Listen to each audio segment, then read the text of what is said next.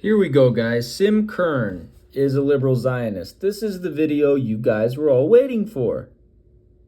So here we go. This is who Sim Kern is.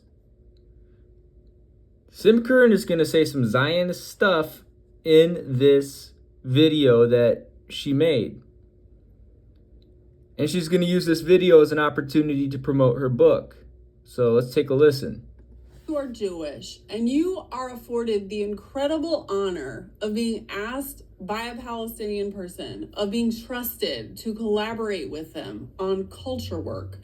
Your job is not to mollify Zionists and to echo their racist fears as you provide them a pair of binoculars with which to examine Palestinians and maybe see their humanity. But what is your job? Do you have a job? Should you be doing anything at all? There's actually some really good guidance in Perfect Victims and the Politics of Appeal by Mohammed Al-Kurd.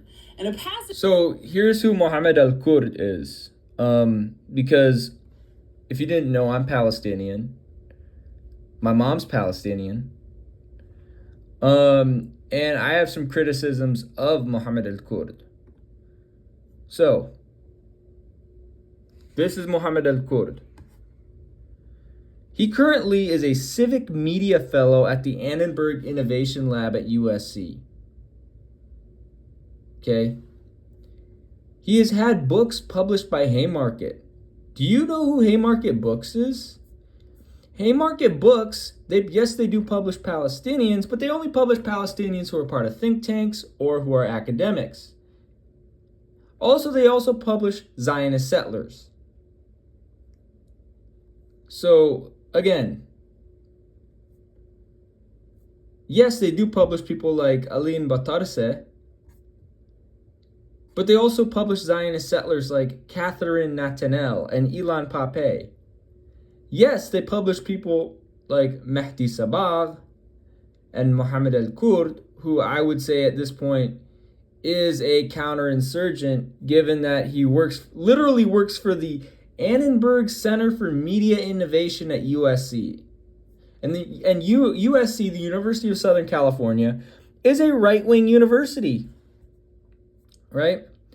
Yeah, they publish Sumaya Awad, but they also, and Jihad Abu Salim, and Nur Hindi, and Omar Barghouti. Omar Barghouti is a Zionist normalizer, by the way, and a little bit of a counterinsurgent. But they also platform people like Remy Kanazi, who shilled for Bernie Sanders in 2019. They also platform people like Rebecca Vilkomerson, whose husband was part of Checkpoint Inc., who is used to be in charge of Zionist, liberal Zionist organization, Jewish Voice for Peace, Alyssa Wise, from Rabbis for Ceasefire, again, which is another liberal Zionist organization. They platform literal Zionist settlers, Noam Chomsky and Ilan Pape. You know, Ilan Pape, who participated in the IOF during the Yom Kippur War. Noam Chomsky, who lived on a kibbutz. Steven Saleta, who, again, he said a lot of good things, but he's also Facebook friends with Zionist settlers. He's Facebook friends with Yuri Horesh. He's Facebook friends with Zionist think tanker Mitchell Plitnick. He's Facebook friends with Zionist settler Ronit Lenton. I mean, these are things you really can't overlook. And yes, I do my research. And again, Shuradeh Molavi. Who is this Shuradeh Molavi person? Again, they don't even have a bio on here. How do I know they're not a settler, right? Again, Haymarket Books, they platform Zionist settler Moshe Machover. Haymarket Books platforms Zionist settler Tikva Honig Parnas. Haymarket Books platforms Zionist settler Noam Chomsky. Haymarket Books platforms Zionist organization JVP. Haymarket Books platforms Zionist settler Tikva Honig Parnas. And the fact that Mohammed Al-Kurd is literally currently a civic media fellow at the Annenberg Innovation Lab at USC, which is at the end of the day, it's a liberal Zionist think tank. And then in 2023, he got the Cultural Freedom Fellowship from the Lannan Foundation. And like I said, his book, Rifqa, was published by Haymarket Books. And he has a MFA in creative writing from Brooklyn College and a BFA in writing from Atlanta's Savannah College of Art and Design. I mean, this man is the epitome of the professional managerial class, right? This man's not exactly part of the armed resistance. This man is not exactly the most revolutionary Palestinian, right? And again, I'm saying this, I'm 1/8 Palestinian. My mom's Palestinian. I have family roots in Daliat al-Carmel and Isfia. Let's see, where's my shared modern origins? Boom, right here. Again, 15.47% of my ancestry is from Daliat al-Carmel in Palestine. Again, this is going to be relevant in a couple minutes here when I talk about settler colonialism and the fact that Sim Kern doesn't even want to address the topic of settler colonialism. But these are photos of one of the towns that my family is from in Palestine, Daliat al-Carmel. These are photos of my home village. And this is from PalestineRemembered.com. 15.47 is the exact percentage of ancestry from this village and the neighboring village, Isfia, that I have in my ancestry, right? Again, my ancestry in Palestine is mostly Druze. I'm somehow related to the Telhami family. This photo is courtesy of Issam Telhami. This is one of our buildings. It's mostly Druze, but there's a small Catholic community and a small Muslim community. And this is Al-Mukhtar Shibli Ayub Telhami. And this is from around 1925. And Shibli Ayub Telhami was alive from 1868 to 1940. This is another picture of Isfia. This is where my family's from. One of the two villages my family's from. And then this is a wedding celebration in 1948 or 1949 in Isfia. Right? And there's Isfia. There's the old store of Abu Sudki. And that was posted by Victor Telhami. Shout out to Victor Telhami, who's probably my cousin. A view from Isfia to the south. The village we see is Daliat al-Carmel. The neighboring village, I also have family from there. Druze sheikhs in Isfia. These people are probably related to me. And this photo is courtesy of Hossam Telhami. And then here we got another picture of from Victor Telhami. Druze people eating food. Ancient olive tree in Mount Carmel. This is going to make sense why I'm showing you this when we talk about settler colonialism. So why is Sim Kern promoting a man who is currently a civic fellow at the Annenberg Innovation Lab at USC and who literally has his books published by Haymarket Books, which also platforms Zionist settlers such as Elon Pape and Rebecca Vilkomerson, Alyssa Wise, Noam Chomsky, Moshe Machover, Hikva Parnas, Tikva Honig Parnas, people of that nature. Why is she platforming him? That's kind of a red flag. We don't platform Zionist normalizers around here. From this book has been making the rounds ever since this shanda of a fucking speech. A shanda is apparently a shameful act by a Jew in front of the goyim. The Jews, and Zionist Jews especially, they're pretty talented at shondas. There's a pattern of shondas.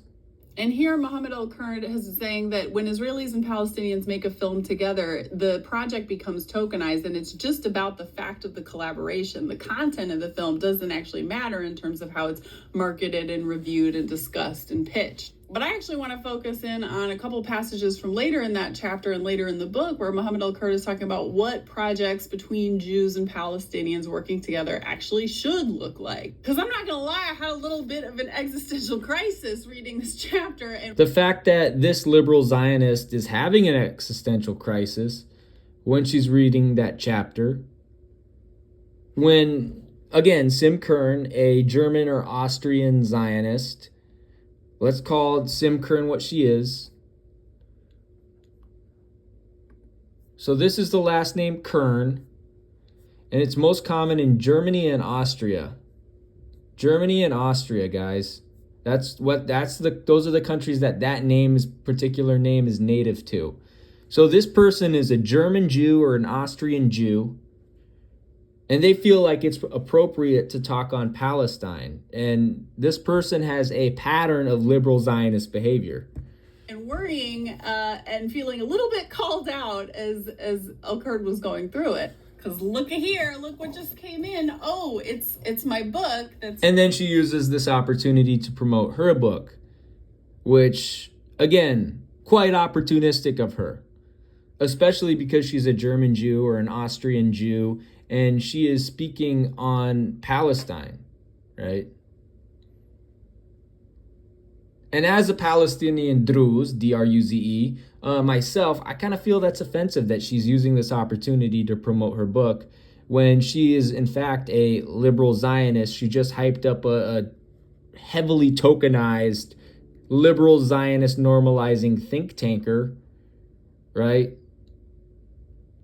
So why is she, and you guys know me, I'm a working class guy. I never went to college. I did a year of college and I dropped out. Been a working class guy ever since.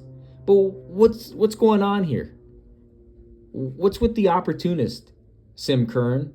And why are you promoting a man who literally works for the Annenberg Foundation for, currently a civic media fellow at the Annenberg Innovation Lab at USC. You know, the same institution where Zionist collaborator Alyssa Peely played basketball for a couple years. The same institution where ASRC shareholder Brandon Peely played football for a couple years. Oh, and we all know about ASRC's Zionist normalization, which I'm going to make a whole separate video about that, Zionist normalization on the North Slope of Alaska. But why is she using this opportunity to promote her book? It's hella opportunistic, man. It's hella opportunistic. You know, written by a Jewish author, coming out with the only Palestinian-owned press in the U.S. That's how I've been pitching it and, you know, selling it to everyone. And it's true. So she admits she's true. It's true that, yes, her book is written by a Jew and it's promoted by a Palestinian-owned press, but she's also heavily opportunistic in this sort of way. Instead of focusing on what she could be doing to be better at promoting Palestinian liberation, she uses this moment to promote her book. And I just think it's kind of a grifter, opportunistic type of moment. So as I'm doing that, I'm tokenizing our identities to... Our identities? No, you're tokenizing Palestinians' identities.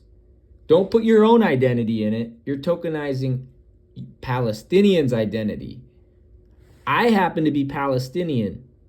My family is from the Druze village, the Palestinian Druze, D-R-U-Z-E village of Daliat el-Carmel, and the neighboring village of Isfia. Okay? That's where my family's from, on my maternal grandma's side.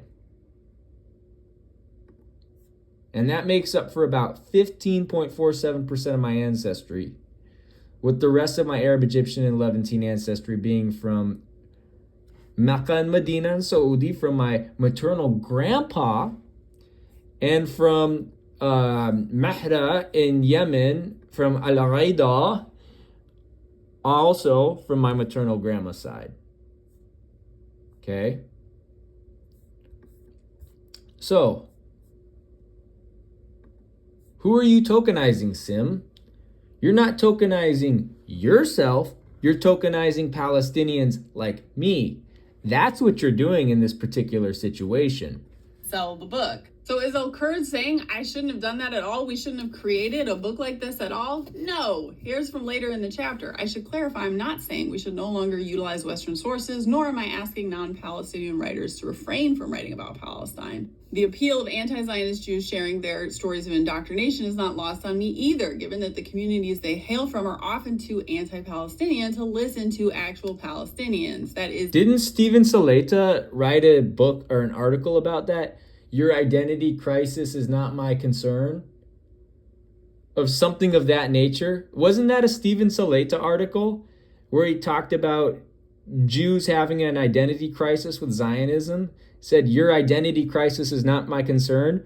Well, I'm going to invoke that as a Palestinian Druze. Your identity crisis is not my concern, Sim Kern. Okay? And I don't think it's really appropriate for Sim Kern to be speaking on Palestinian, on our liberation struggle as Palestinians. And like our MO is not to win Jews over or appeal to Jews or to Zionist settlers. That's not our MO. Our MO is to actually liberate Palestine from the river to the sea. Our MO is actually to liberate our land, liberate our towns. Our MO is full liberation from the river to the sea. Our modus operandi is full liberation from the river to the sea and extradite Zionist settlers to their countries of origin. Our MO is not to pander to Jews. It's just not. And we're not about to start doing that. Indeed, that was part of the brief I was given to write this book. Speak to other Jews, help them deconstruct. Again, Hannah Mushbeck, who is the editor of this book, kind of has some liberal vibes. Not gonna lie, kind of some liberal vibes going on there. And I'm not a big fan of the liberals. I think liberalism, if you've seen my blue sky profile picture, I think liberalism's a mental illness. Zionism. But what should anti-Zionist Jews do that Yuval Abraham... And how many anti-Zionist Jews actually exist in the world? And why do we need anti-Zionist Jews to speak for us as Palestinians in the first place? I am perfectly able to speak for myself, and I can speak for myself in multiple languages. Thank you very much, Sim. Why do I need Zionist Jews to speak for me? And why is she hyping? Why is she... Yeah, the whole framing of this statement in particular is kind of weird. And the fact that she doesn't even mention that Yuval Abraham is a settler, which we're going to get into, because this man was born on stolen Palestinian land and grew up on stolen Palestinian land. Like, why does she think that she needs to speak for us? Like, this is why I don't platform Jews on my platform. Like, if I do an interview, I'm not inviting I'm not inviting anybody Jewish on. I'm sorry. Especially on the subject of Palestine. Like, I'll bring somebody from Iraq. I'll bring somebody from, particularly an Iraqi Muslim or an Iraqi Christian. I'll bring them on. I'll bring a Muslim from Lebanon. I'll bring a Muslim from Egypt. I'll bring a Muslim from Yemen. But I bring no Jews on. And here's the reason why. I'm perfectly capable of speaking on Palestine myself as a Palestinian Druze whose maternal grandma was Palestinian. I am perfectly capable, as a Palestinian Druze who has family roots in Daliat al-Carmel in the Haifa Governorate, to speak on Palestine my own self. I don't need any so-called anti-Zionist Jews to speak for me. I can speak on Palestine in 4 different languages. I can speak on Palestine in 4 different languages if I want to. I can speak on Palestine in English. I can speak on Palestine in Spanish. I can speak on Palestine in French. I can speak on Palestine in Arabic. Why do you, of all people, Sim, a German Jew or an Austrian Jew, whose people are the colonizers in my country, the settler colonizers in my country, have any sort of voice over me? Someone who's part Palestinian Druze and has deep ties to the villages of Isfia and Daliat el-Carmel. Why? Why do you have any sort of voice? And definitely did not do in his Oscar speech, because he is not an anti-Zionist Jew. He's a liberal Zionist. Not only is he a liberal Zionist, he is a settler. He is a settler. But here's why Sim doesn't talk about settler colonialism. Because Sim Kern is actually friends with settlers. Oh, you don't think you believe me? Why is Sim Kern following Raphael Mimoun on Blue Sky? A man that has a well-documented pattern of Zionist normalization. So from October 20, this is from LinkedIn, and you can see whose profile it is. It's Raphael Mimoun. This man here, Raphael Mimoun, who Sim Kern, the supposed anti-Zionist, Sim Kern, the supposed anti-Zionist, follows liberal Zionist collaborator, liberal Zionist settler, Raphael Mimoun on Blue Sky here. And this is obviously an easy dunk. Who is Raphael Mimoun following? Alex Kane, columnist for the U.S. Jewish Forward, U.S. Foreign Policy, the Jewish Communal Concerns. And he has bylines in the Atlantic, Washington Post, and Tablet. All bad takes are mine alone. Well, that's a red flag. And then he's got Michael Sapir, a literal Zionist settler. Co-host Parallel Veit Palestina, co-founder at the diasporist.bluesky.social, Chicago. He's friends with Simone Asun on Blue Sky here. And then obviously he's friends with, he also follows Naomi Klein, who's a Zionist. He follows Keegan Yamahta Taylor, liberal Zionist. He follows the Center for Jewish Nonviolence, the liberal Zionist organization.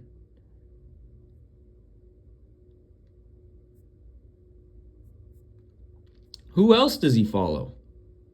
Mauricio Lapchik, Zionist settler. Joel S., liberal Zionist settler. David Mivasire, Zionist settler, who collaborated with the Center for Jewish Nonviolence.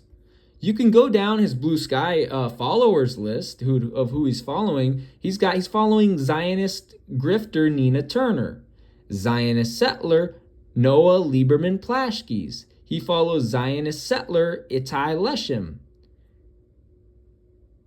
Zionist collaborator Robin Yassin Kaseb, Zionist grifter Nicholas Grossman,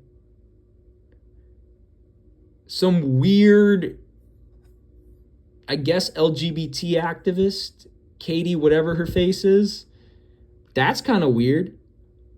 Jesse Meyerson from If Not Now, Zionist normalizer, Zionist opportunist operative grifter, Zionist settler Ron Skolnick, neocon Paul Krugman, Zionist criminal Elizabeth Warren.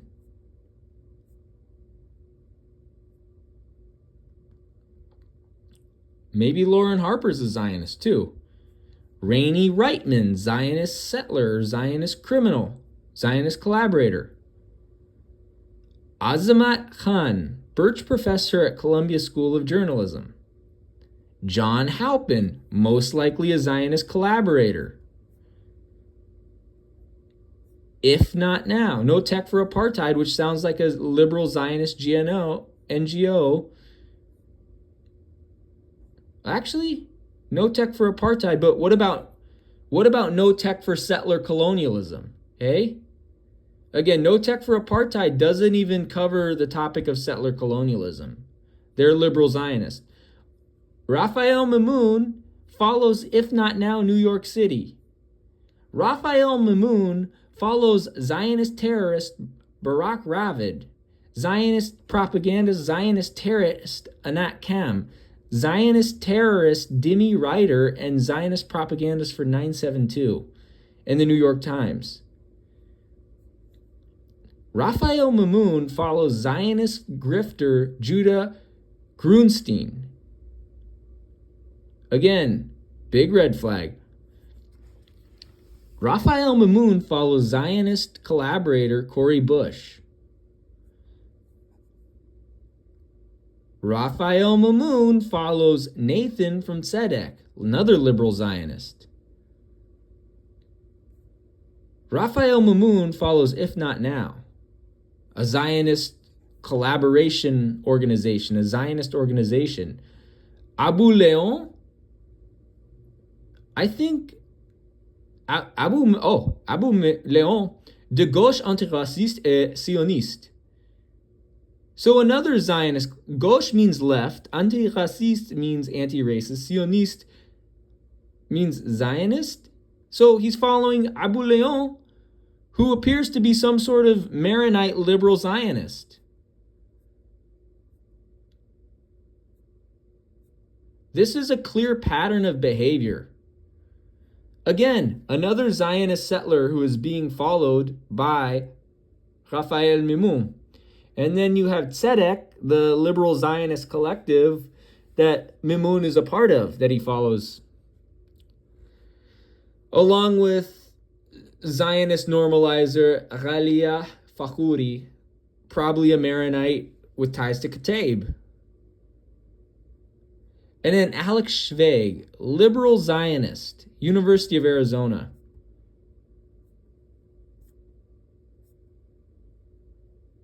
And we don't even have to see who he follows on Blue Sky. Again, Rachel Burnett, another liberal Zionist grifter, and probably a settler.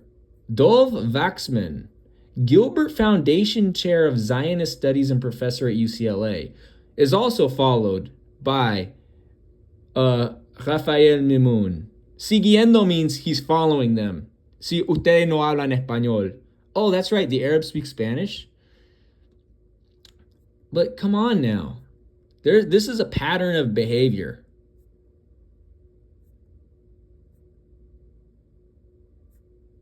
This is a pattern of behavior.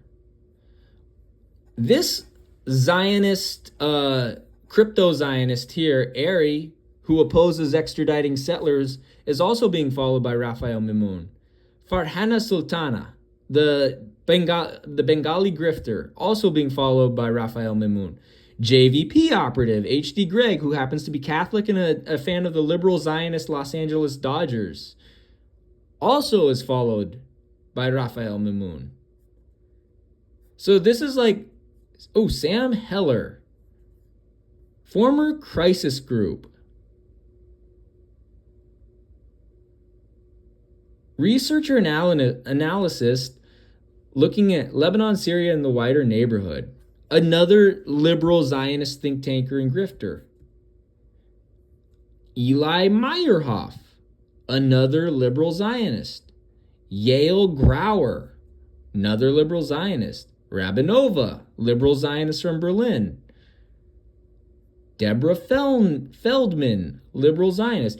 And guess what, guys? We don't even have to look at his blue sky to know that Raphael Mimoun, although interestingly he's following Omar Badr, which will show you how much of a Zionist grifter Omar Badr is.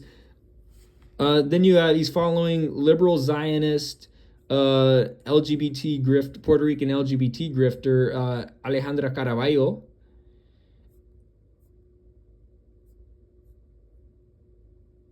Guardian reporter based in LA, Sam Levin, sounds like a Zionist to me. He follows JVP, does Raphael Mimoun.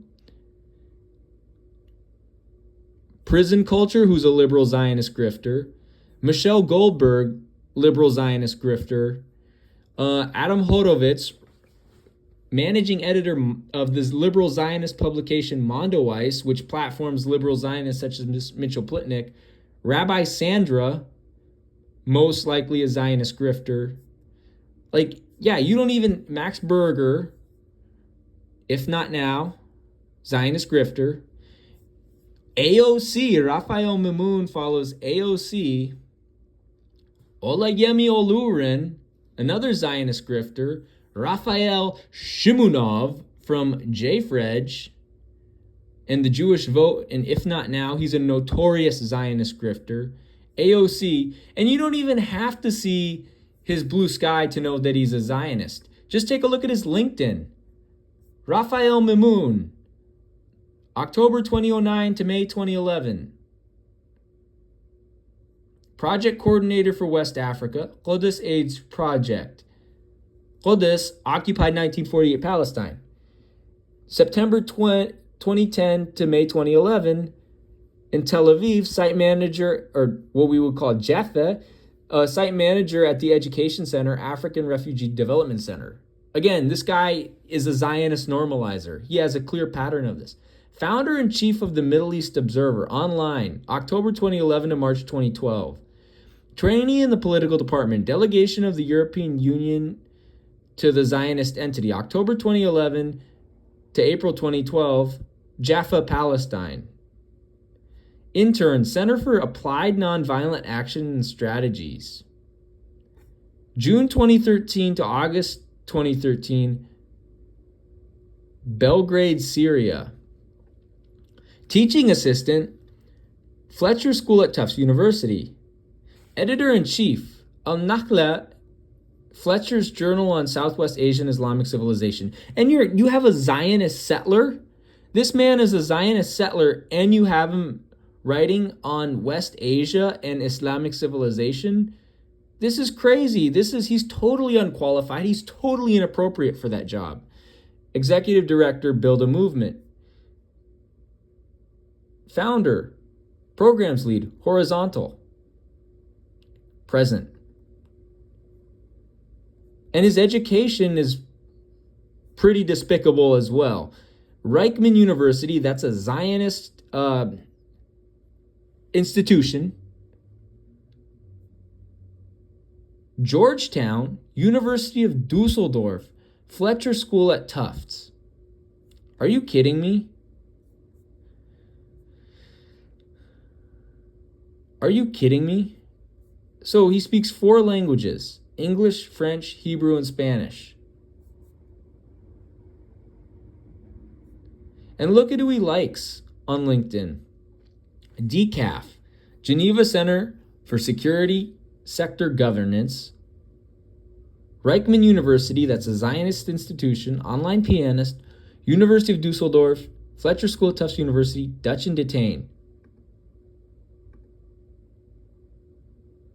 And look at his groups. World Justice Challenge Alumni Network, a Zionist Normalization Group, International Relations and Affairs Group, Supporters of Nuclear Non-Proliferation and Safeguards. And again, Look at the school that he's promoting. Reichman University, which is a Zionist institution. The Fletcher School at Tufts University, University of Dusseldorf. So the $1 million question is, why is Sim Kern platforming and following Zionist settler Raphael Mamoun? Oh yeah, and if this wasn't enough, come on, Twitter. Raphael Mamoun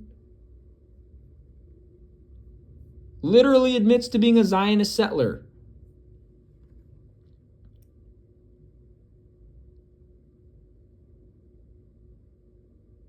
Oh, you stupid Twitter, you. Oh, here we go. So this is from 24 April 2024 at 2:52 p.m. So he admits that he's a Zionist settler. He even admits he has friends and his parents are Zion and his family are Zionist settlers. He talks about Jewish ultranationalism, but he doesn't talk about settler colonialism. And here's why that's pretty important. Yuval Abraham's a Zionist settler. Sim Kern, as you'll see later in this video, doesn't even talk about settler colonialism. Actually, I want to read to you this passage from Ebb Magazine, this awesome article. What's it called? Anti-Zionism as Decolonization. This is from December 14th, 2023 by Leila Shomali and Lara Kelani. And we're going to talk about the settler-native relationship, because that's actually really applicable to my life in the fact that I am a settler on Athabascan land, a settler on Salish land, a settler on Kalapuya land, a settler on Eyak land, a settler on Chugachimik land, but also my mom's Palestinian from a Druze background in Isfia and Daliat al-Carmel, and then my dad's Assyrian, as in like Chaldean Assyrian, except Syriac, not Chaldean, right? Assyrian from Turkey, Syria, and Iraq is where his family's from.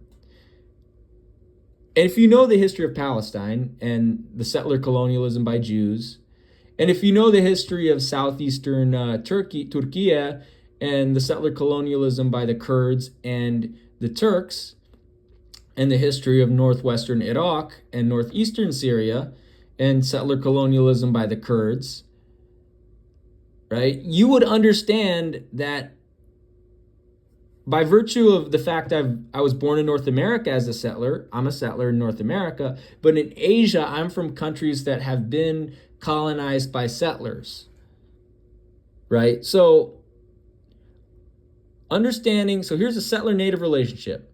Understanding the settler-native relationship is essential in anti-Zionist organizing. It means confronting the settler designation and settler colonialism, which is something that Sim Kern nor Raphael Mamoun do at all. A class status indicating one's place in the larger settler colonial system of power. Anti-Zionist discourse should critically challenge the Zionist reframing of history through colonial instruments such as the Oslo Accords and an over-reliance on international law frameworks, which they differentiate Zionist settlers in Jaffa and those in the West Bank settlements. Suggesting that some Zionist settlements are settlements while others are not perpetuates Zionist framing, granting legitimacy to colonial control according to arbitrary geographical boundaries in Palestine and further dividing the land into disparate zones.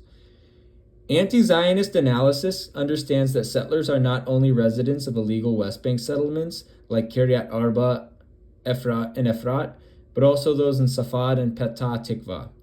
Ask any Palestinian who is living in exile from Haifa, and they will tell you that Zionist settlers living in their homes are also settlers. Again, my family's from the Haifa Governorate. They're from Isfia and Daliat al-Carmel, and that's on my maternal grandmother's side. So the common choice to center the Oslo Accords, international humanitarian law, and the human rights paradigm over socio-historical Palestinian realities not only limits our analysis and political interventions, it restricts our imagination of what kind of future Palestinians deserve, sidelining questions of decolonization to convince us that it is the new bad settlers in the West Bank who are the source of violence. Legitimate settlers who reside within the bounds of Palestinian geography stolen in 1948, like Jaffa and Qudus, are different within this narrative. Like breaking the silence, they can be enlightened by learning the error of colonial violence carried out in service of the bad settlers. They can supposedly be our solidarity partners, all without having to sacrifice a crumb of colonial privilege or denounce pre-1967 Zionist violence in any of its cruel manifestations, or even pre-1948 Zionist violence, which there was a lot of. As a result of this thought, solidarity organizations often showcase particular Zionist settlers, those who renounce state violence in service of bad settlers in their ongoing colonization of the West Bank, and roles as professionals and peacemakers. Hint, hint, Raphael Mimoun, positioning them on an equal intellectual, moral, or class footing with Palestinians. There is no recognition of the inherent imbalance of power between those Zionist settlers and the Palestinians they purport to be in solidarity with, stripping away their settler status. The settler is taken out of the historical political context which afforded them privileged status on stolen land and is given the power to delineate the Palestinian experience. This is part of the historical occlusion of the Zionist narrative, overlooking the context of settler colonialism to read the settler as an individual and omitting their class status as a settler. Again,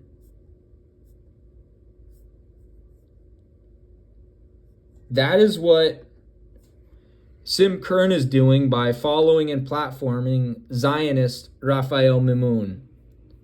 That is what Sim Kern is doing. Wrong screen. That's what Sim Kern is doing by not even mentioning settler colonialism, and also by promoting her book and acting like she supports us, which she clearly doesn't. This is all for the clout. El Kurd says the racism of these communities must be confronted head on if one intends to. Again, notice how she chooses to platform a man who is currently a civic media fellow at Annenberg University at USC and who has written books published by Haymarket, which coincidentally also publishes books by Zionist settlers. I don't think this is a coincidence. I don't think it's a coincidence that she chooses to platform Mohammed al-Kurd instead of choosing to platform someone like Lara Kelani, Bana al-Zuluf, Leila Shomali, instead of choosing to platform someone like me or someone that is actually Palestinian but is from the Palestinian working class or the Palestinian diaspora working class. I don't think her choice to platform Mohammed al-Kurd is incidental. No, I think there's intent behind that decision, and the intent is actually quite nefarious. Derive credibility from their or their subjects' race, religious identity, or nationality. One has a political duty to make clear their rationale for weaponizing such identity politics. He asks us to have some humility about the fact that as Jews, we're not the best people to speak on Palestine, and to call out the fact... Again, promoting her book again. Like, why is she even speaking for us? I can speak for myself in like 4 different languages, including 2 like fluently. Yo puedo hablar de Palestina en español, and I can speak on Palestine in English. En français, je parle pas de Palestine, on peut, mais je ne parle pas français comme je parle l'espagnol. Yo no hablo francés como hablo español. Right? I can speak literally more languages than you. So what makes you think that you are more qualified than me to speak about my country where my maternal grandmother's family is from? What makes you think that it's the chauvinism behind it. That we're only doing so because other Jews need us to, because that's how racist they are. And that's what page 1, 2, and 3 of my book are about. Actually, not even page 1, 2, and 3. The foreword, the little Roman numeral pages. The first things I say are, look, I'm not a historian, not an expert in the region. I've never set foot in Palestine or those occupied Palestinian lands called Israel. And I'm not Palestinian. But I explain, but according to Israel, I have all these rights there. I've been dragged into this. I say, I'm uncomfortable with how my voice as a Jewish USian is given precedence over actual Palestinians with lived Then don't speak on our struggle. experience under Zionism. Don't speak on our struggle, okay? Let actual Palestinians like me speak. So even if it had occurred to me to write a book about Palestine, I would have felt it wasn't my place to do so. But then I explain how Hannah, my editor, who is Palestinian, asked me to write this book. So why is Hannah asking you to write this book? Hannah, and I did a little researching, she seems like she has some Libby liberal type of vibes going on. And you know me, I'm not a big fan of the liberals, so yeah. And why? And then I say, just like how in a more logical world, a U.S. Jew's opinion wouldn't be centered. U.S. Jew? You're Austrian or German. So check it. This is the name Kern. This is the name Kern. Germany and Austria. You're a settler in the U.S., but when you do a little genetic test, where is the genetic test saying you're from? Germany and Austria. And I got the name Kern pulled up here on Forebears.io. There are 55,003 incidents of the name Kern in Germany, 8,695 in Austria, 3,765 in Switzerland. You are from Central Europe. You are a Central European. USian? No, you are a settler in the US. But your real nationality is either Swiss German, or Austrian. Like, I'm a settler in the US, but my real nationality is, I'll show you guys, Welsh, French, Palestinian, Lebanese, Saudi, Yemeni, and Assyrian. Iraqi Assyrian, Turkish Assyrian, Syrian Assyrian. Okay? That's my real nationality. Don't say, oh, USian. No, you're a settler in the US. Let me give you a little history lesson because you seem to not know much about settler colonialism. See, the US was stolen from the Athabascans. The US was stolen from the Eyak. The US was stolen from the Salish people, particularly the Duwamish and Puyallup people. The US was stolen from the Kalapuya, the Ohlone, the Lenape, the Pawtucket, the Pequot, the Mohawk. The U.S. was stolen from the Diné people.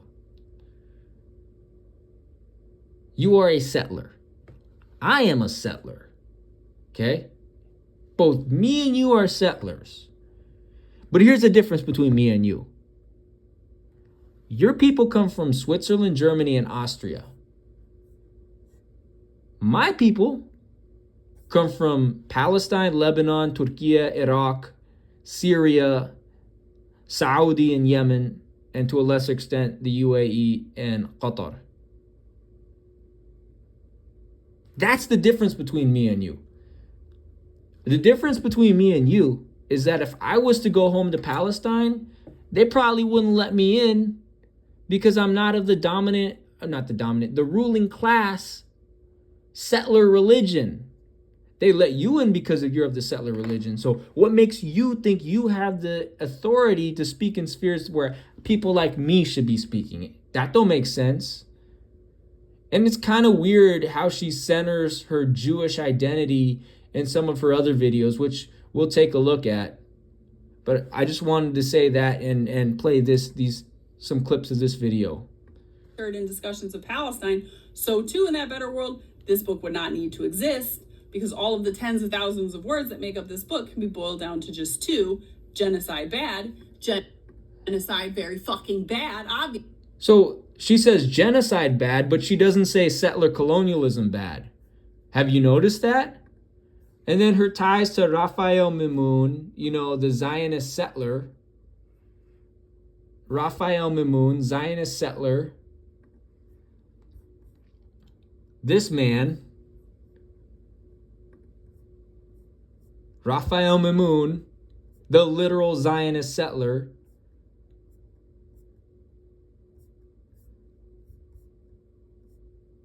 And oh boy, you know there's going to be more receipts on here. Her literal ties to Zionist settlers. The fact she doesn't call out settler colonialism. The fact that these Jews that are occupying Palestine are foreign terrorist invaders. They are settlers. Settlers are foreign terrorist invaders, and they must be arrested and extradited. And quite frankly, Good Shepherd Collective, this is a friendly critique of them. Good Shepherd Collective doesn't go far enough on calling for arrests and deportations of Zionist settlers. They don't go far enough.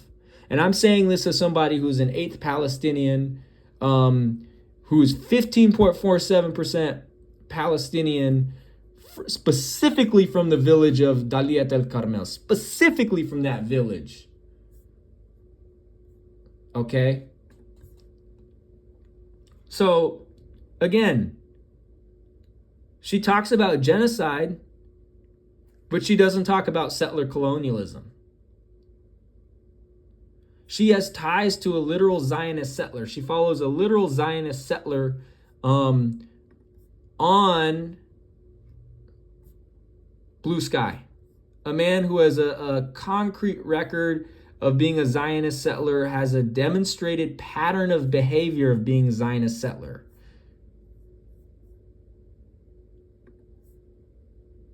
What do you think she's going to say about settler colonialism? What do you think she's going to say about Yuval Abraham's role as a Zionist settler?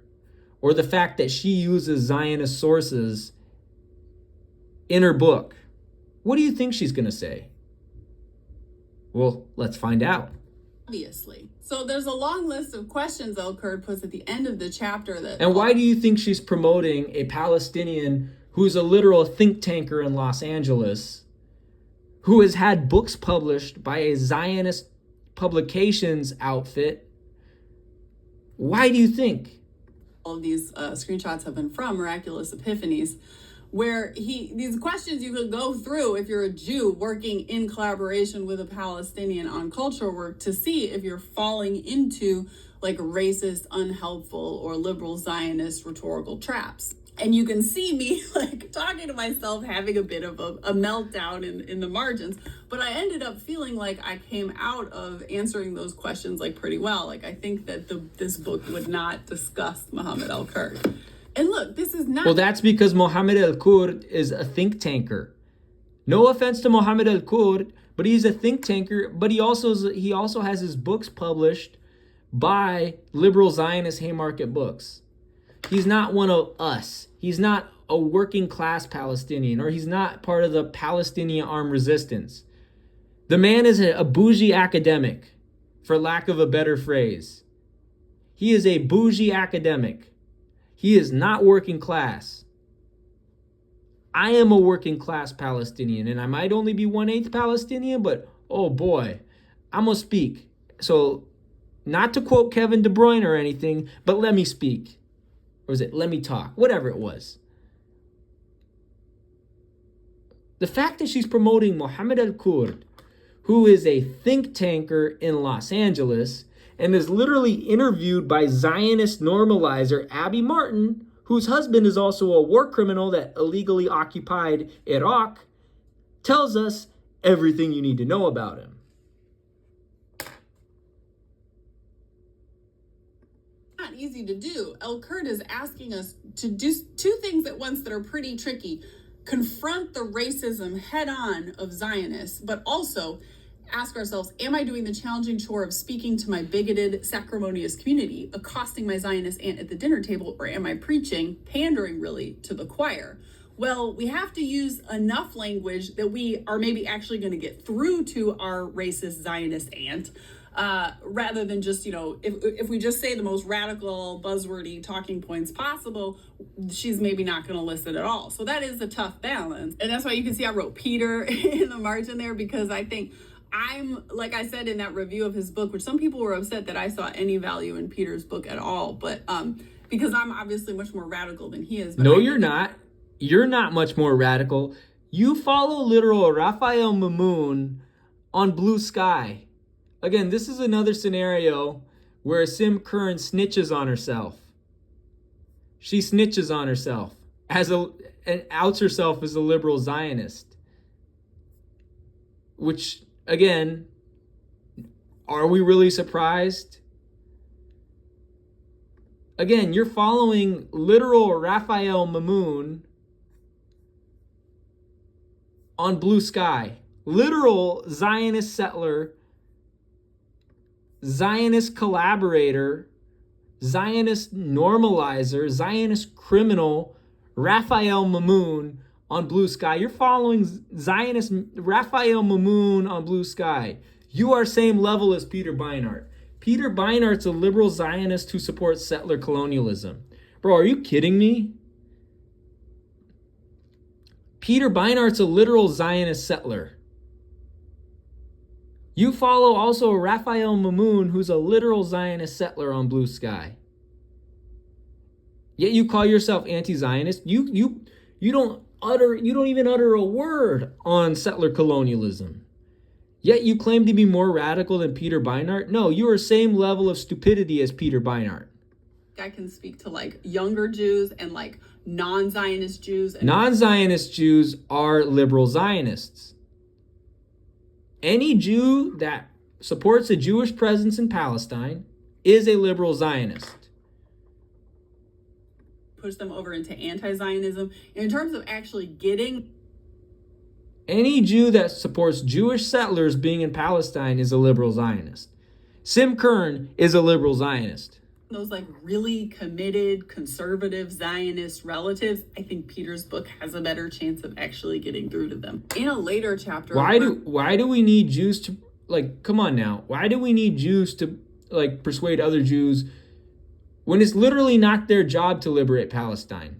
It's Palestinians' job to liberate Palestine. It's my job to liberate Palestine. It's my mom's job. It's my brother's job. It's my uncle's job. It's my cousin's job.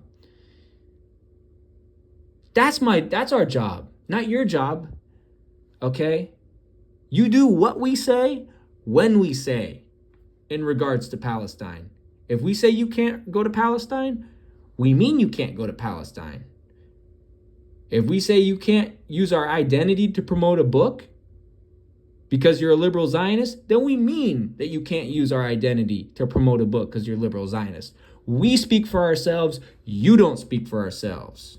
El-Kurd is actually talking to diaspora Palestinians and making his ask of them when they're speaking about what's happening in Palestine, or specifically in Gaza, is to use your privilege, if you have relatively more privilege, to raise the ceiling of what is permissible. And that is, I think, something my book is doing well. He says, those of us with platforms, with some level of protection, with some social capital or actual capital must dare to shift culture and not only talk about the necessity of shifting culture, because Gaza cannot fight the empire on its own. And that means doing the opposite of what you... So I go up and above and beyond what Mohammed al-Kurd does. And I think I do a better job than Mohammed al-Kurd.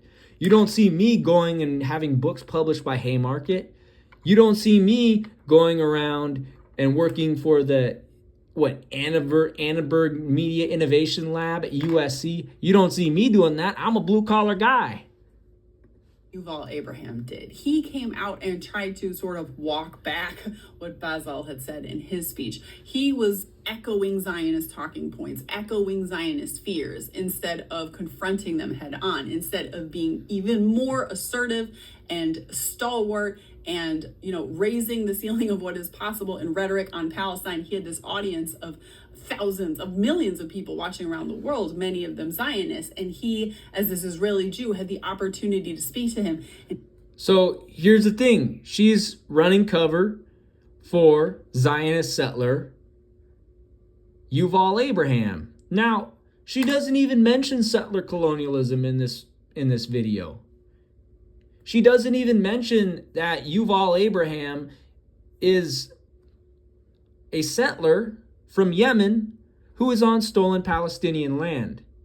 And actually, I checked her in the comments on this. I said, Peter Beinart is a Zionist. And also the fact you didn't call out, and the fact that you didn't call out the fact that Yuval Abraham is a Zionist settler is a big problem. And then you have Calico Democrat saying, Yuval was born there, is definitely not a settler. Moreover, he's mixed Mizrahi and Ashkenazi parentage, speaks fluent Arabic, and refused to serve. And I this is what I said. I said, this is my response. Yuval Abraham is a settler from Yemen. Don't even try to lecture me. I'm part Palestinian. Yuval Abraham is of Yemeni and Italian origin. He is a settler and needs to be arrested and deported to either Yemen or Italy. You know nothing about settler colonialism. You're a Zionist cuck. Yuval Abraham is a literal settler who benefits materially from stolen Palestinian resources and has Palestinian blood on his hand. And that's something that Sim Kern doesn't address. Yuval Abraham is a Zionist settler. Yuval Abraham lives on stolen Palestinian land and benefits materially from stolen Palestinian resources. Like this brings us back to the article here, right? We're going to read the settler colonialism portion and then the bold solidarity portion.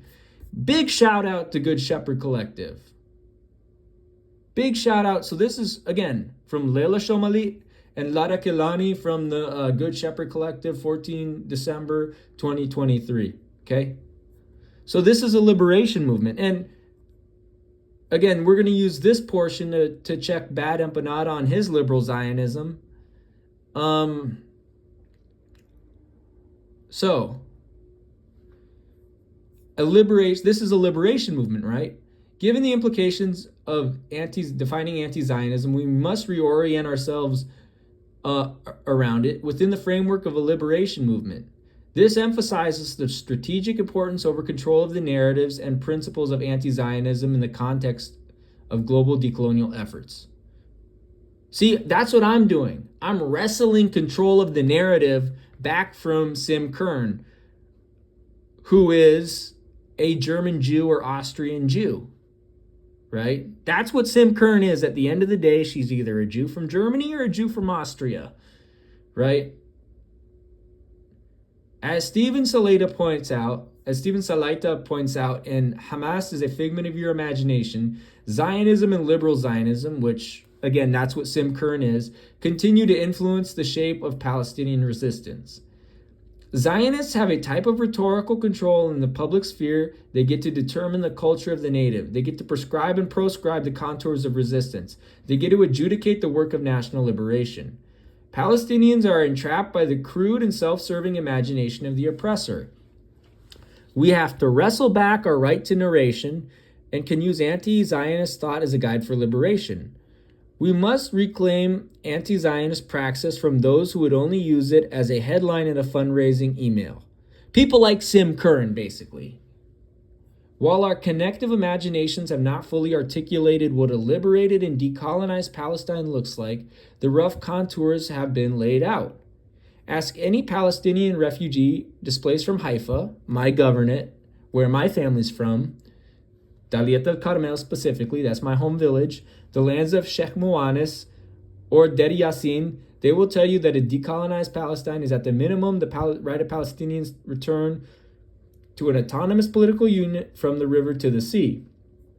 When self-proclaimed anti-Zionists like Bad Empanada use Israel-Palestine, or worse, Palestine-Israel, we wonder, where do you think Israel exists? On which land does it lay, if not Palestine? There is nothing more than an attempt to legitimize a colonial state. The name you are looking for is Palestine, no hyphen required.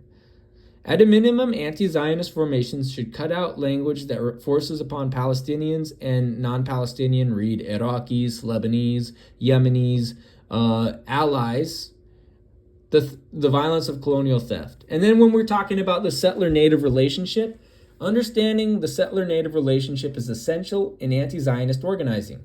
It means confronting the settler designation in Zionist settler colonialism, a class status indicating one's place in the larger settler colonial systems of power.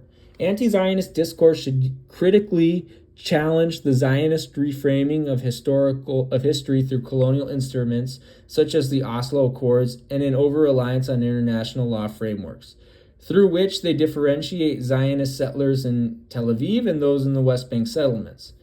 The suggesting that some Zionist cities are settlements while others are not perpetuates Zionist framing, granting legitimacy to colonial control according to arbitrary geographical divisions in Palestine and further dividing the land into disparate zones. Anti-Zionist analysis understands that settlers are not only residents of quote-unquote illegal, obviously they are illegal, West Bank, obviously they are illegal, but the fact that the Zionists try to act like Haifa is not an illegal settlement is why that is in quotes. Capiche? Anti-Zionist settlements, anti-Zionist analysis understands that settlers are not only residents of illegal settlements, illegal West Bank settlements like Kiryat Arba and Nefrat, but also those in Safad and Petah Tikva. Ask any Palestinian who is living in exile from Haifa. They will tell you that the Zionist settlers living in their homes are settlers. The common choice to center the Oslo Accords, international humanitarian law, and the human rights paradigm over socio-historical Palestinian realities not only limits our analysis and political interventions, but it restricts our imagination of what kind of future Palestinians deserve. Sidelining questions of decolonization to convince us that it is the new bad settlers in the West Bank who are the source of violence. Legitimate settlers who reside within the bounds of Palestinian geography stolen in 1948, like Jaffa and Qudus, are different within this narrative. Like breaking the silence, they can be enlightened by learning the error of colonial violence carried out in service of the bad settlers. They can supposedly even be our solidarity partners, all without having to sacrifice a crumb of colonial privilege or denounce pre-1967 Zionist violence in any of its cruel manifestations. Again, Sim Kern doesn't even mention Yuval Abraham's class status as a settler. And it's because Sim Kern is a liberal Zionist. Sim Kern doesn't use the framework of settler colonialism. Sim Kern is a liberal Zionist, right? And I'm saying this as a Palestinian whose family is from Daliat al-Carmel, right? As a result of this course of thought, solidarity organizations often showcase particular settlers, those who renounce state violence in the service of bad settlers and their ongoing colonization of the West Bank, and roles as professionals and peacemakers, positioning them on an equal level, equal intellectual, moral, or class footing with Palestinians. There is no recognition of the inherent imbalance of power between these Zionist settlers, the Palestinians they purport to be in solidarity with, and the Palestinians they purport to be in solidarity with, stripping away their settler status. The settlers taken out of the historical political context, which afforded them privileged status on stolen land and given the power to delineate Palestinian experience. This is part of the historical occlusion of the Zionist narrative, overlooking the context of the settler colonialism to read the settler as an individual and omitting their class status as a settler. So Yuval is part of the settler class. Yuval materially benefits from stolen Palestinian land. Yuval materially benefits from stolen Palestinian resources. Yet Sim Kern doesn't even mention that at one point in the video. She never mentions that at all in the video, which leads me to believe that Sim Kern is a liberal Zionist. Right? So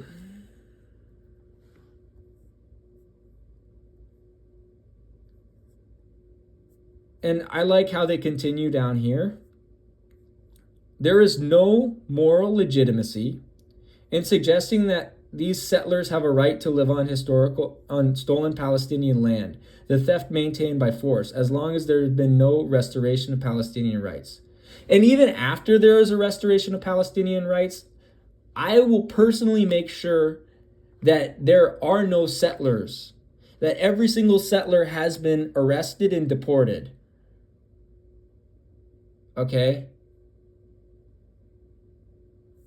No theories of justice exist in mainstream ethical or philosophical discourse that advocate for a person who's stolen something to rightfully keep what they have taken.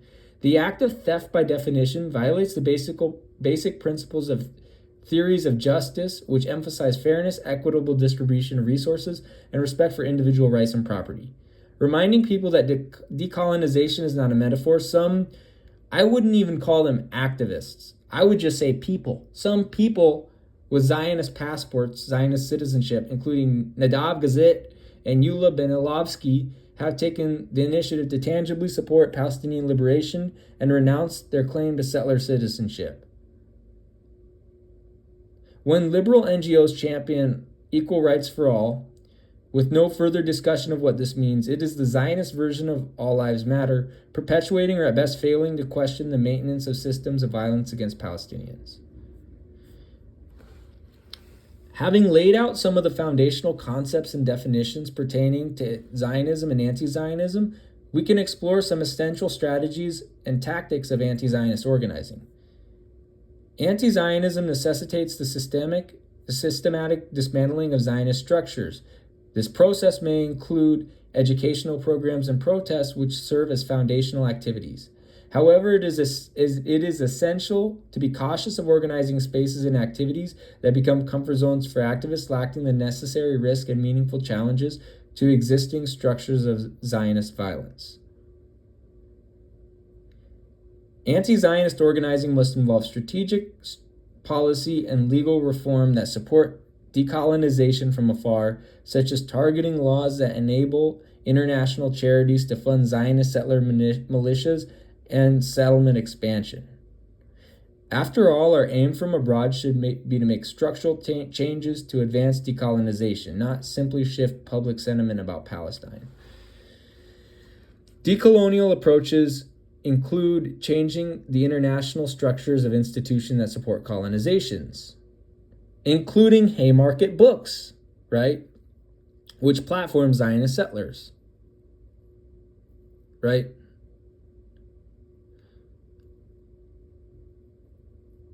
This includes entities that many international activists are personally, professionally, and financially linked to, such as the nonprofits we coordinate with, and large granting institutions like the Open Society Foundation and Carnegie Corporation of New York.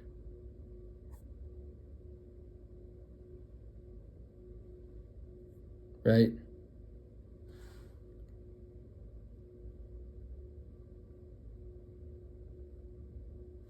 So here you go. And this is also something that really resonated with me.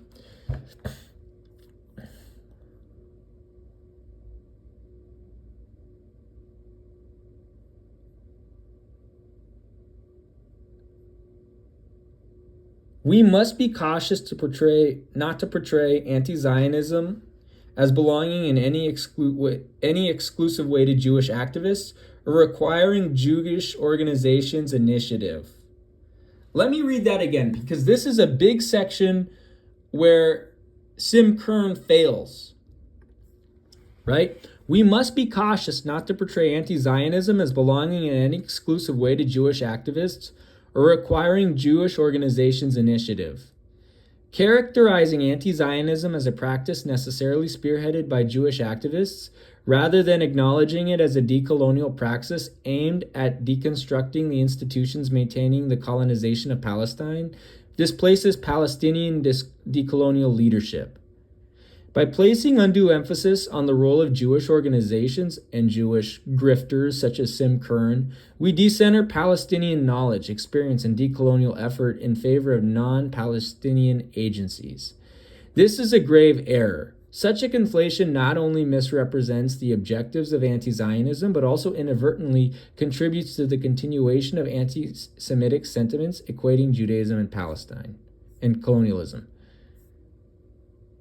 So again, by writing a book on Palestine and by centering her Jewish identity and claiming to speak for Palestinians and saying that she has to because of her racist auntie or whatever, Sim Kern is displacing Palestinian leaders, such as myself, such as my mom's younger brother, such as many of my cousins on my maternal grandma's side, right? It says, we must be cautious not to portray anti-Zionism as belonging in any exclusive way to Jewish activists or requiring Jewish organizations' initiatives. Characterizing anti-Zionism as a practice as a practice necessarily spearheaded by Jewish activists, rather than acknowledging it as a decolonial praxis aimed at deconstructing the institutions maintaining the colonization of Palestine, displaces Palestinian decolonial leadership. By placing undue emphasis on the role of Jewish organizations, we decenter Palestinian knowledge, experience, and decolonial efforts in favor of non-Palestinian agencies. Again, this is what Sim Kern is guilty of doing. By centering her Jewish identity, she displaces Palestinians such as myself, such as my mom, such as my uncles, my cousins, my younger brother, all the Palestinian diaspora, my entire village where my maternal grandma's family is from. That's what Sim Kern is doing, right?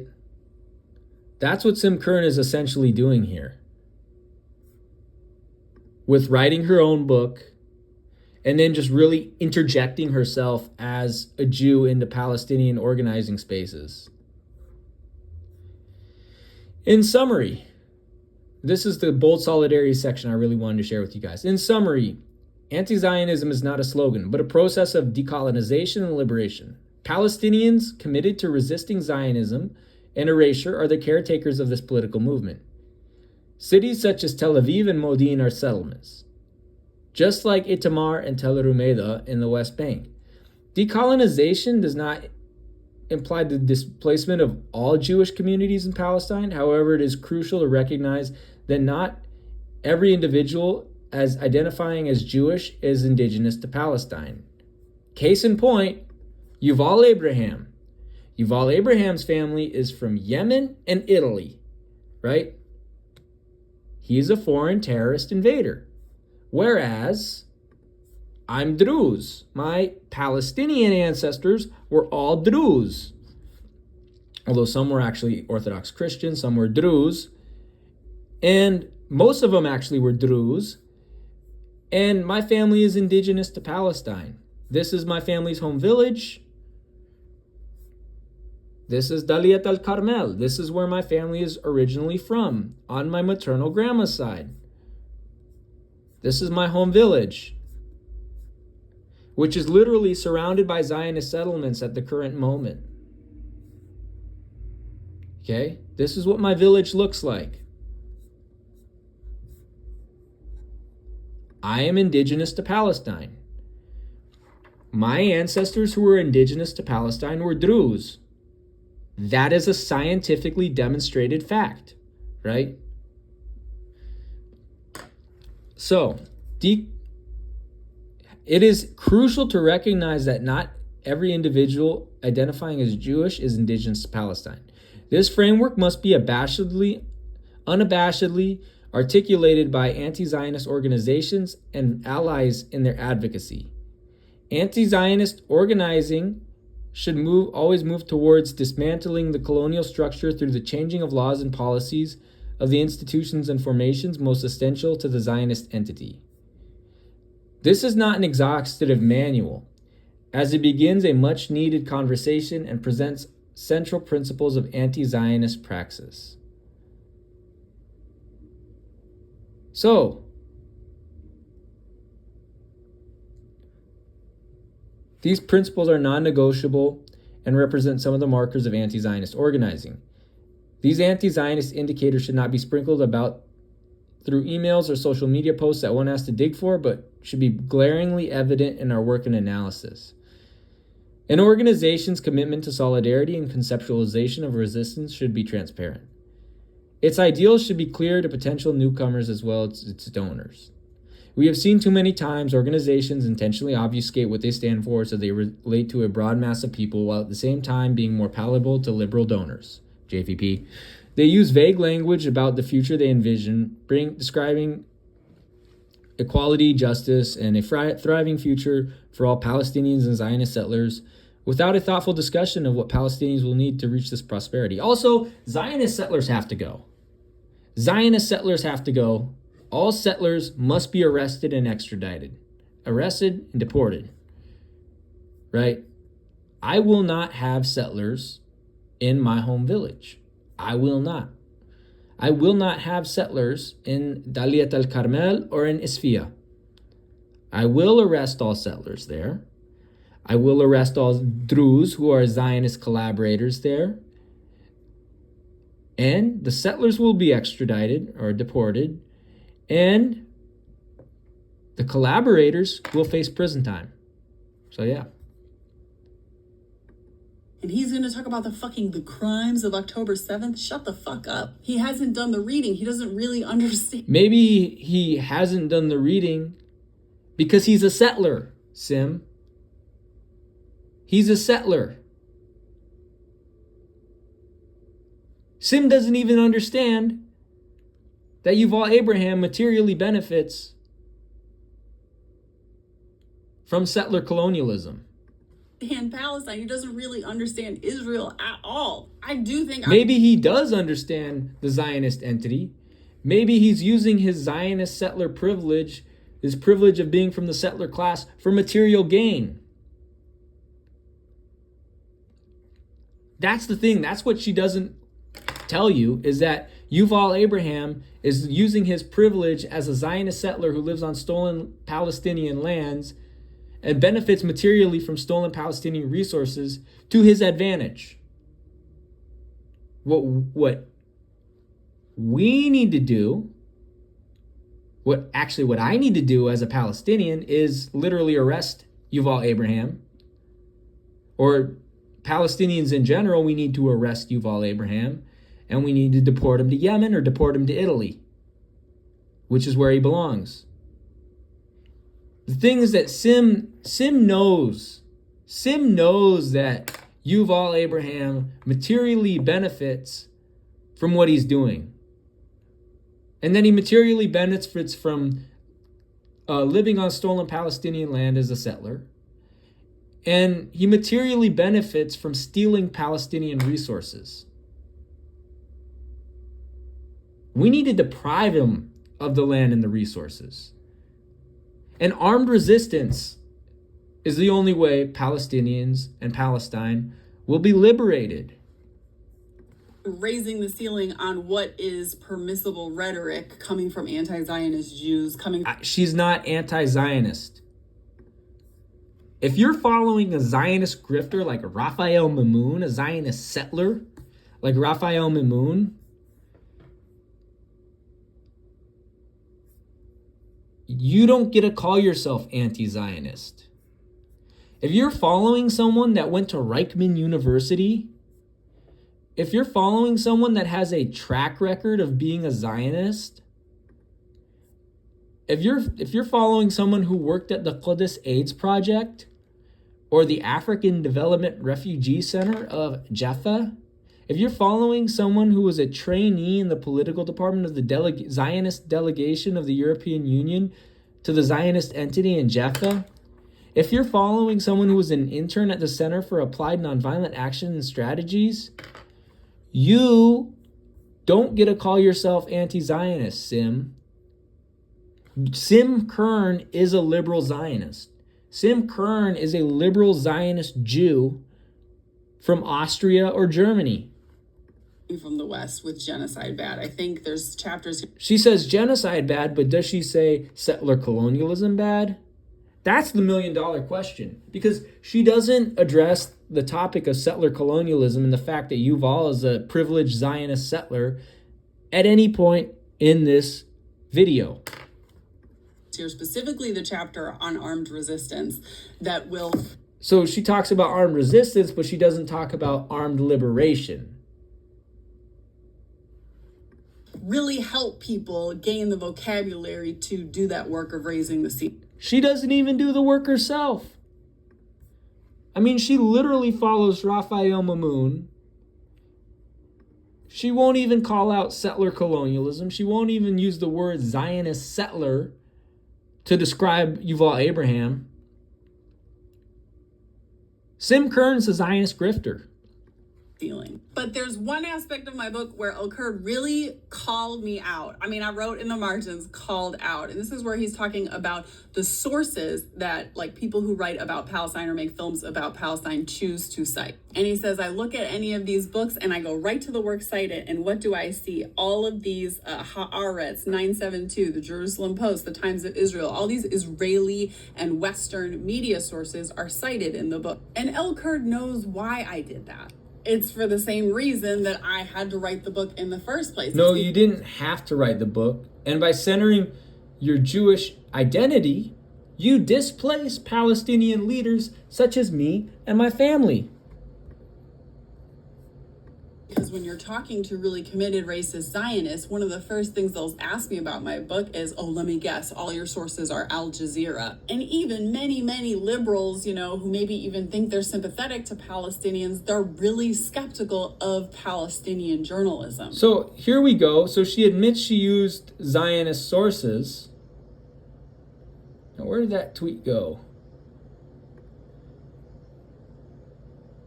And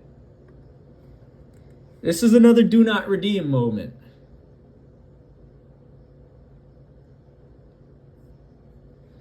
So this is from Good Shepherd Collective, 13 February 2024 at 12 p.m. So Good Shepherd says, Haaretz is irredeemable. Like the state it works to protect. Share Palestinian and decolonial authors instead of rotting your mind with this vile flaming garbage fire of a newspaper.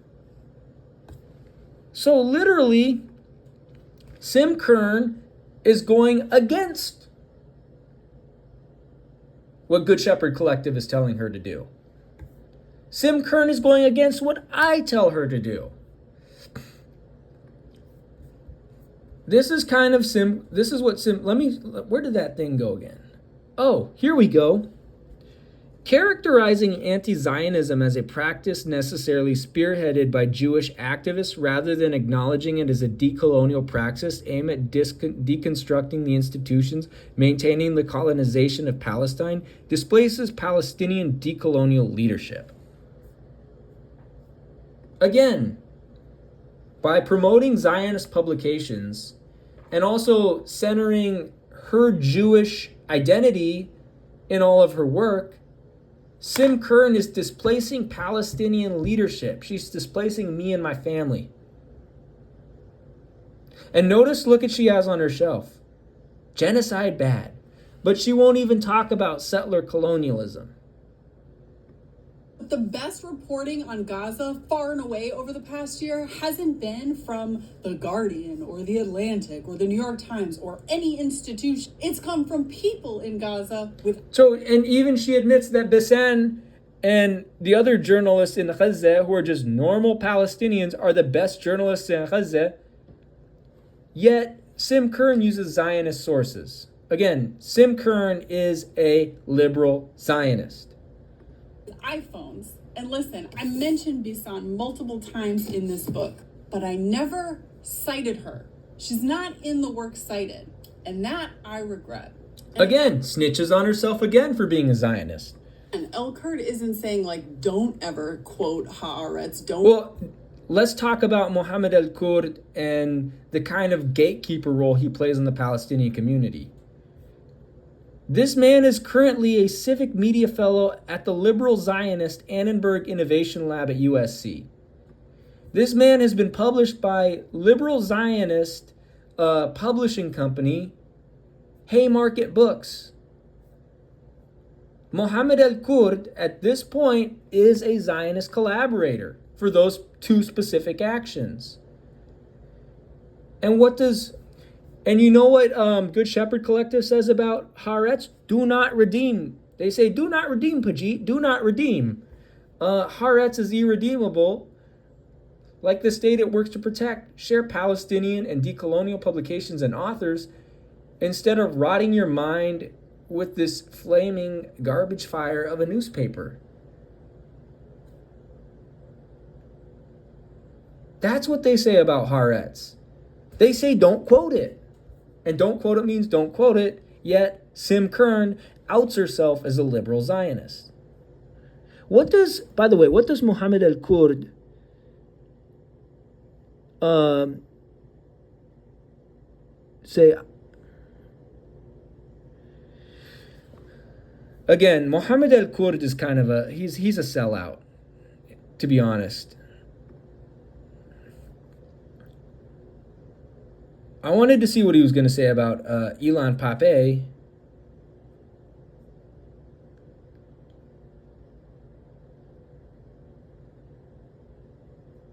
Where's the other thing I wanted to show you guys?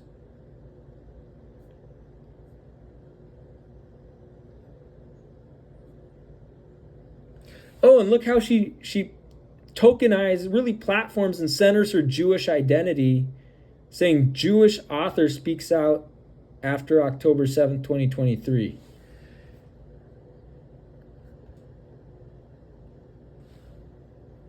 Sim Kern is a Zionist.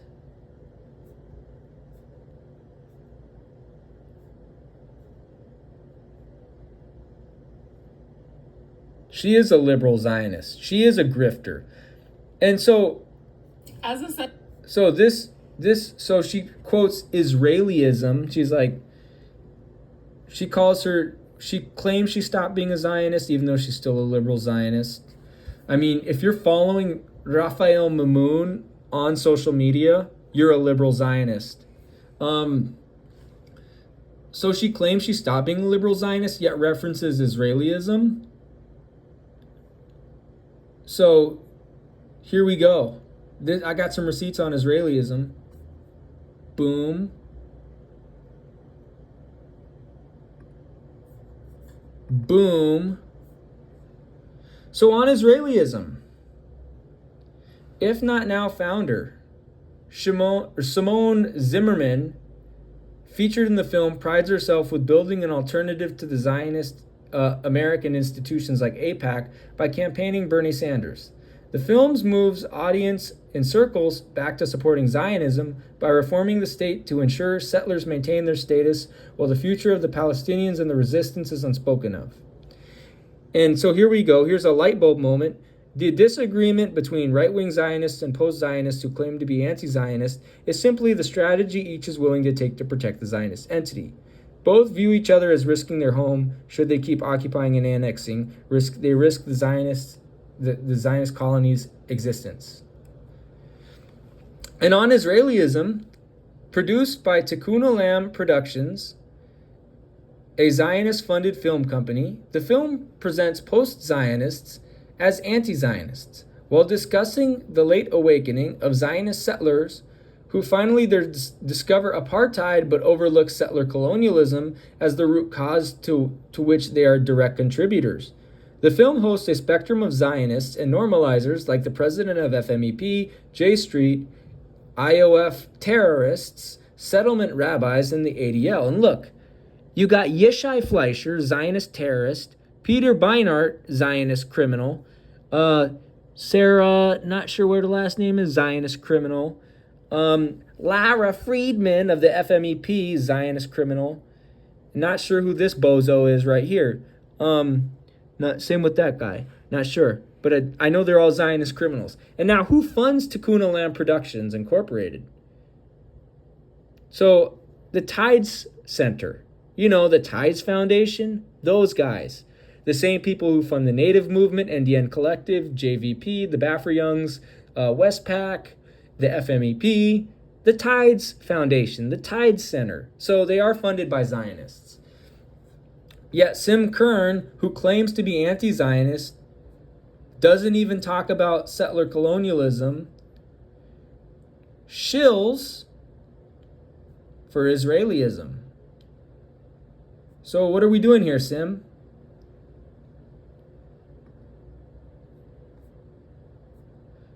Where did I comment on that? Mostrar más comentarios. Son of a biscuit, where is my comment on that? Where the fudge is my comment? Where the fudge brownies is my comment?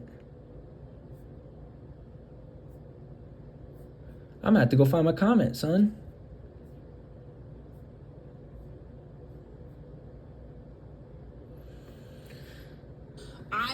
So, check it. Well, I can just click on Calico Cat.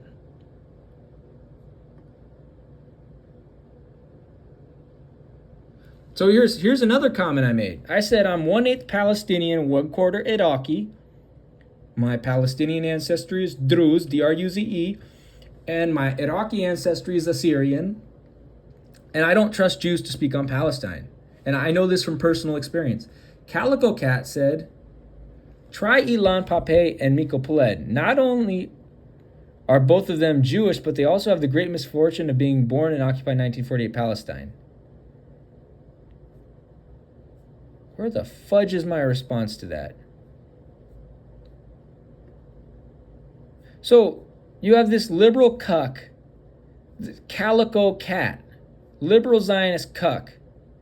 Because this is the example of the type of people who watch Sim Kern. Calico Cat. So Ilan Pape, and we've documented the Zionist crimes and the occupation and settler colonialism of both Ilan Pape and Miko Peled. Here's the thing. The fact that the viewers of Sim Kern are promoting Ilan Pape and Miko Peled, both of whom are Zionist settlers, both of whom have Palestinian blood on their hands, both of whom have materially benefited from stolen Palestinian land and stolen Palestinian resources, indicates to us that Sim Kern is trying to cultivate an audience of liberal Zionists. And telling Palestinians to broaden our hearts and horizons when we clearly tell people that we're not comfortable organizing with Jews, that's just chauvinism, xenophobia, Islamophobia, and racism. And by promoting Yaakov Yisrael Dehan, who was a Zionist settler in Qudus, in Palestine, without even mentioning that he's a settler, like the fact that they're promoting Yaakov Yisrael Dehan, again, this just shows you that Sim Kern is actively cultivating a liberal Zionist audience. Again,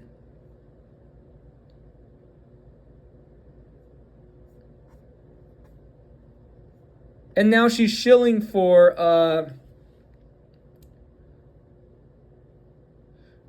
Yuval Abraham and Basal Adra, saying that excluding Zionist settlers wouldn't have made an impact and certainly wouldn't have, and the film wouldn't have been shown, let alone nominated. Again, this Calico Cat person is a Zionist chauvinist.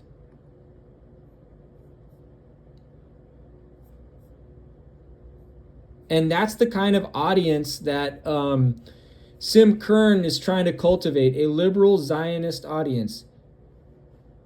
Same thing with Ahmed El-Beiti. He's another liberal Zionist grifter. So, yeah.